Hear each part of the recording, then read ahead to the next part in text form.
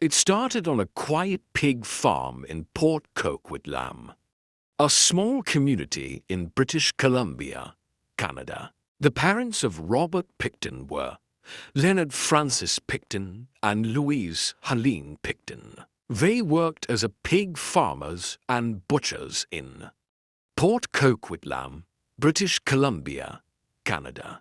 Robert Pickton was born on October 24, 1949, in Port Coquitlam, British Columbia, Canada. He was raised on his family's pig farm in Port Coquitlam, which his parents owned. Pickton and his brother grew up working on the farm, taking care of pigs and doing farm chores. After their parents died, the brothers inherited the property, and Robert continued living there as a pig farmer for many years. Leonard Francis Pickton, father. He died of cancer in 1979. Louise Helene Pickton, mother. She died of heart failure later the same year. Their deaths left the family pig farm in Port Coquitlam, British Columbia, their children. Afterward, Robert Pickton and his brother, David, took over the farm operations. To outsiders, the farm looked rough but ordinary. Pigs, mud, old buildings, rusted vehicles, scattered across acres of land. Nothing about it screamed horror, but behind that farm gate lived a man who would become one of the most infamous criminals in Canadian history. Robert Pickton. For years, people described Pickton as strange, but harmless. He was a quiet pig farmer who lived with his brother and spent most of his time on the property.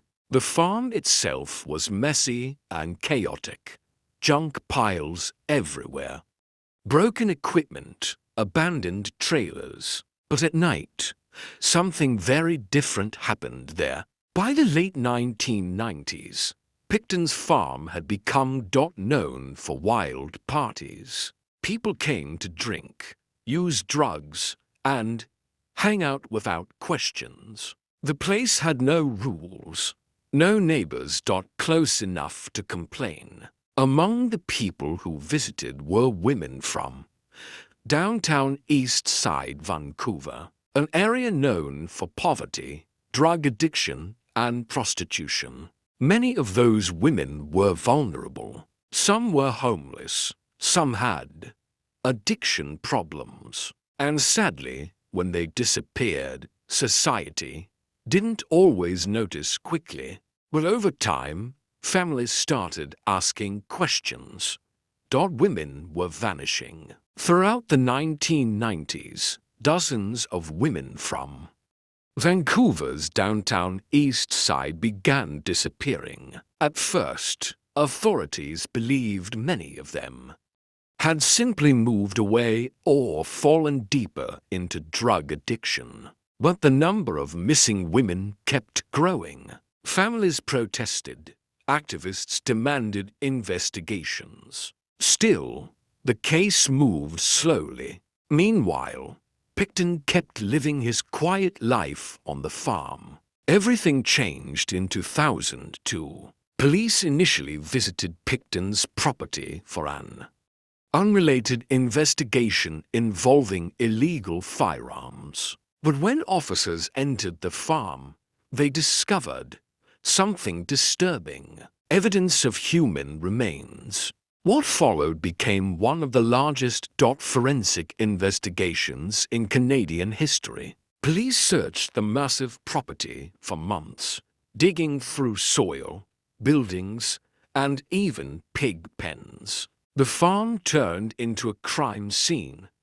Investigators eventually uncovered remains and DNA evidence linked too many missing women. During interrogation, Pickton reportedly told an undercover officer posing as a cellmate something horrifying. He claimed he had killed 49 women. According to the story he told, he targeted vulnerable women who came to the farm.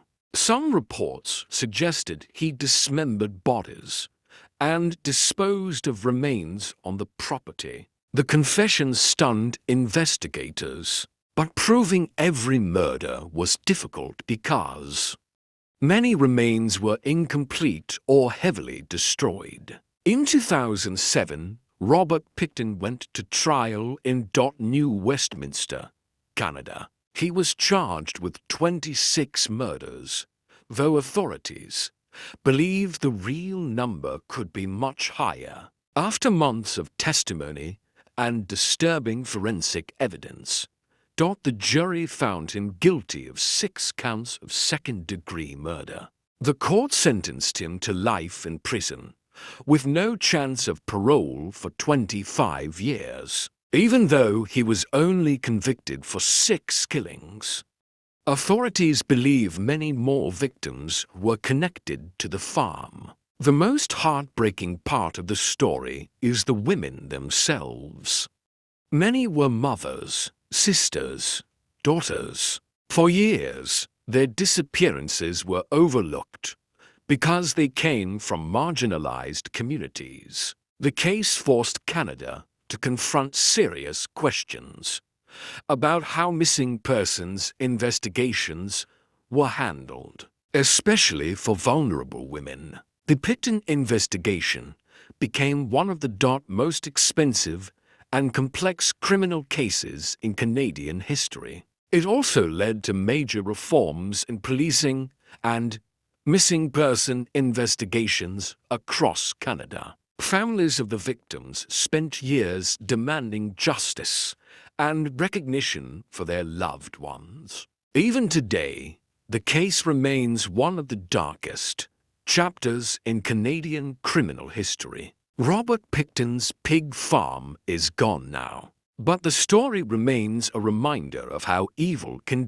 hide in ordinary places. A quiet farm, a strange farmer and a secret that took years to uncover. It is a haunting reminder that sometimes the most terrifying stories are not fiction. They are real. Subscribe.